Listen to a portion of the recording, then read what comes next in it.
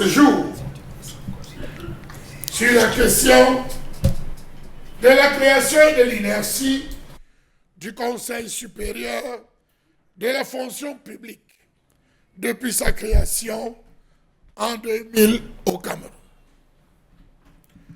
Comment comprendre le non-respect du décret numéro 2000-698-PM du 13 septembre 2000 fixant les modalités d'organisation et de fonctionnement du Conseil supérieur de la fonction publique?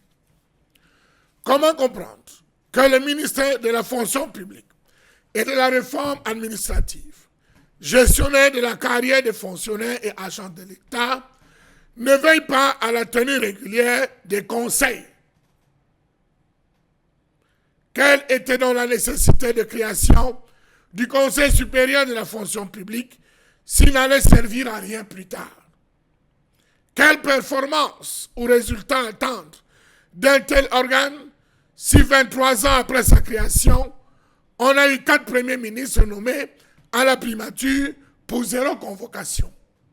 Savez-vous que jusqu'à ce jour, les représentants des administrations n'ont jamais été nommés? Les élections des représentants des fonctionnaires ne se sont jamais tenues. Or, les fonctionnaires ont tous les problèmes du monde. Problèmes de carrière, problèmes d'avancement, les diplômes qu'il faut réactualiser. Les fonctionnaires se retrouvent à avoir tous les problèmes du monde avec les actes d'affectation, prise de service. En un mot, cette institution existe depuis l'an 2000, mais n'a jamais été opérationnelle. Pourtant, le texte de portant création, organisation et fonctionnement du Conseil est clair. 23 ans d'inertie, mieux de coma total. Les fonctionnaires se plaignent.